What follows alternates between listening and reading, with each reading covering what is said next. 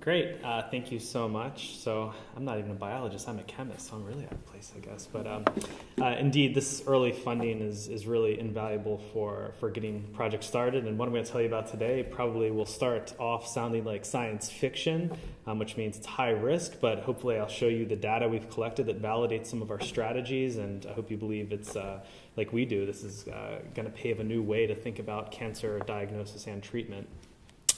Okay, so if we think about current therapies used to treat all disease, kind of originally we used mainly small molecules, so things like aspirin. These are tiny molecules that we as a chemist can go in the lab and make. We make small molecules in my group. We have a pretty good understanding on how to design these molecules and make them in a rational sense.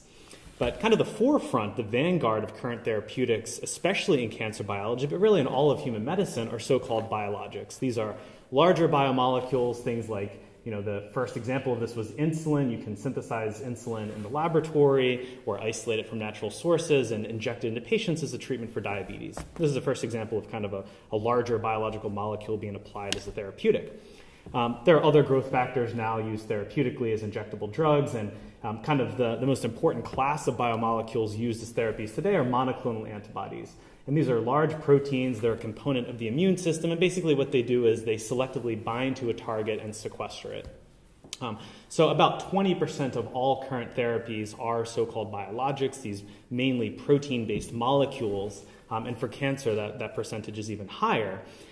So what I would say is that this is really quite a limited diversity of the function that can exist in biologics. So if you think about all the proteins present in just the human body, they're conveying all sorts of chemical and biochemical transformations that are quite diverse, whereas for therapies, we use them for really simplistic functions, basically as molecular glue. They stick to a target and block its activity. So the question is, why don't we use biologics with more intricate function? The main reason is we just don't understand how to design these molecules in the laboratory to have novel functions. The best we can really do is pull them out of natural sources, do some really, really minimalist, subtle tweaking to their function, and then reapply them as either a therapy or a diagnostic. So what we do in my group is we use what nature uses to repurpose biomolecules. We use evolution. We just start from the standpoint that we don't understand these molecules enough to repurpose them, so let's just set up relatively elaborate evolution systems in the lab and just allow them to evolve to have the functions that we want. And as in the case I'll show you today, we can evolve them to have functions that have never even existed in nature. So these proteins are capable of doing quite a bit more than what we're currently using them for.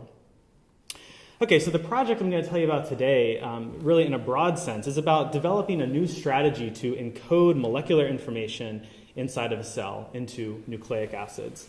The idea is that, what drives cancer are aberrant signaling cascades, and we've heard about several of these today. Basically, this means that the protein components of the cell and the DNA components, they're interacting with one another in a way that's no longer healthy. That kind of triggers an irreversible process of the cell entering a cancerous state.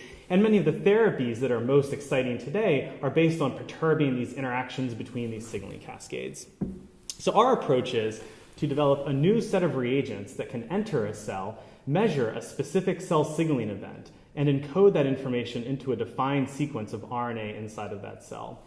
The reason that'll be useful is we can have multiple sensors present in the same cell, each responding to different signaling events by production of a unique RNA signal. Now, why would this be useful? So for one, it would be useful as a diagnosis. Already today, if you get a biopsy taken of a tumor sample or a presumed tumor sample, something that the physician is worried about, one thing that can be done very easily is to sequence the genetic material within that tumor sample. And DNA and RNA information, as we've heard, can be a pretty good predictor of outcome, but it doesn't tell you everything about the cell, and it certainly doesn't tell you about any interactions that are taking place within that tumor. So using our sensors, if we can encode actual biochemical information into this nucleic acid pipeline, we can use sequencing information as a new way to characterize the endogenous molecular interactions taking place within that sample. So that's one application. But I think more exciting than that is trying to solve a key problem in cancer biology, which is that even in many cases where we understand with great detail the molecular basis for a particular disease, even when we know all of the players, all of the mediators of controlling that disease, in many cases we still can't develop therapies to correct that disease.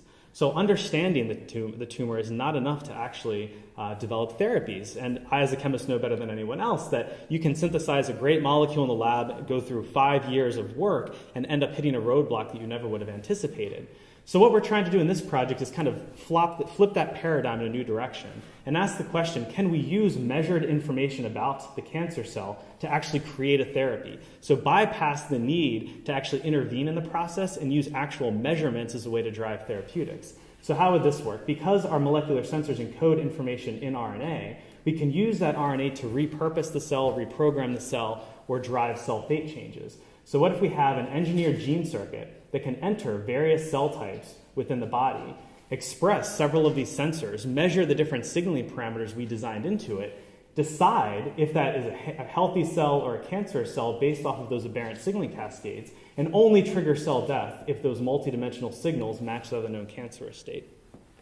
So this is a so-called smart therapeutic using engineered synthetic biology circuits that both measure and respond to endogenous signaling events. Okay, so that all sounds like science fiction. I want to show you now that we have data that suggests that this is a completely valid approach. I'm not going to show you how we actually design these sensors. The first generation of these respond to specific proteolytic events, so proteases are enzymes that cut other enzymes or cut other proteins. So here we designed a gene circuit that can enter a cancer cell, measure specific protease signaling events, and then drive a programmed gene expression response. Here, our programmed gene expression response is just a green fluorescent protein. So if our protease sensor here, which this is how the protease sensor works, I can tell you more about later if you'd like, but if a protease is activated or expressed, it can activate the sensor. We trigger this gene expression response, which makes the cells light up. Here is live human cancer cells expressing the gene circuit. This is a sensor that detects hepatitis C virus protease infection. So these cells are triggered with hepatitis C virus protease, and you can see we get gene circuit activation in these cells.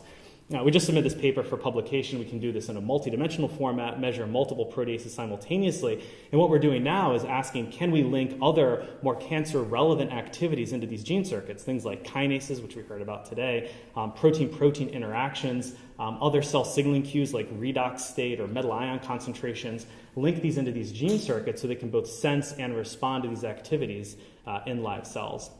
So again, thank you so much for the support. This is a pretty wild and crazy idea, I think, and now that we have this preliminary data, we have this submitted for larger funding sources. So thank you so much.